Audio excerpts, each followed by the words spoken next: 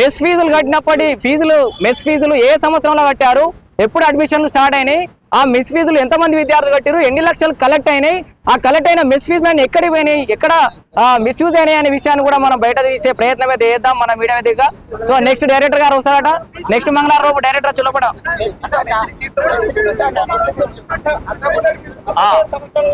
అన్ని ఉంటాయి. సో వాళ్ళ సీనియర్ దగ్గర నుంచి కూడా ఉంటాయి. సో వాళ్ళు మెస్ ఫీజులు కట్టిన పైసలు కూడా ఎక్కడికి పోయినా కూడా తీసే ప్రయత్నం అయితే చేద్దాం. సో ఇది విద్యార్థులు అయితే ఆందోళన వ్యక్తం చేస్తున్నటువంటి పరిస్థితి అయితే చూస్తా ఉన్నాం. మరి ప్రిన్సిపల్ గారు అయితే వాళ్ళని కన్విన్స్ చేసే ప్రయత్నం చేస్తున్నారు. నెక్స్ట్ ట్యూస్డే కల్లా డైరెక్టర్ గారు వస్తారు, వచ్చి మీ సమస్యలు వింటారని కూడా చెప్తున్నటువంటి సీఎం రేవంత్ రెడ్డి గారు ఎక్కడ ఉన్న మెషిన్ తెప్పించారు. సీఎం రేవంత్ రెడ్డి గారు తలుచుకుంటే మా సిద్దిపేట కాలేజీకి మెషిన్ తెప్పించగలరు కదా. ఒకసారి మీరు తలుచుకోండి సార్, మేము కూడా మీ మన్మల్ లాంటి వారమే. ఇక్కడ మెషిన్ తప్పించడం మా తక్షణమే ఎమ్మటే రేవంత్ రెడ్డి గారు చూడాలని మేము కోరుకుంటున్నాం. మేము కూడా వాళ్ళ మనవరాలు లాంటి వాళ్ళమే. కానీ ఎన్నో లెటర్లు రాస్తున్నాం, ఆ ట్యూస్డేలు ఎన్నో వచ్చినాయి, ఎన్నో పోతున్నాయి. కానీ పర్టికులర్ గా ఒక డేట్ చెప్తలేరు, ఒక రిపోర్ట్ ఇస్తలేరు.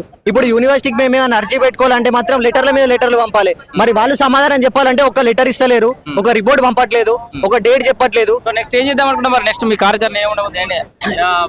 సమాధానం చెప్పేదాకా ఈడ నుంచి లేచే ప్రసక్తే లేదు. నార్మల్ గా సమాధానం చెప్పేదాకా ఏం చేసేది లేదు. కలెక్టర్ ముట్టడి చేస్తాం, సెక్రటేరియట్ ముట్టడి కూడా చేస్తాం. ఆడ ఎటువంటి రెస్పాన్స్ ఇవ్వకపోతే మేము ఎట్లా తినాలి, ఎట్లా ఉండాలి? నేను 400 కిలోమీటర్స్ నుంచి వచ్చిన. ఇప్పుడు నాకు ఫుడ్ అంటే అక్కడ నుంచి ఇక్కడ వరకు బియ్యం తెచ్చుకోవడం కానీ, గ్యాస్ తెచ్చుకోవడం కానీ వల్ల నాకు అవసరమా?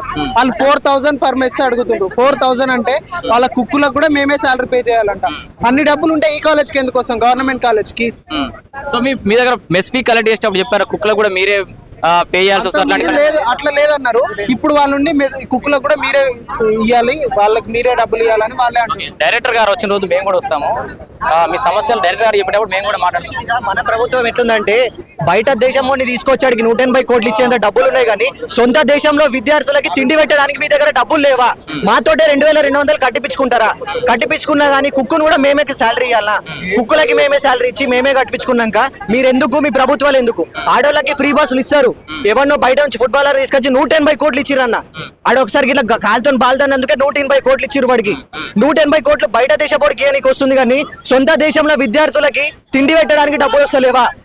ఆ డబ్బులు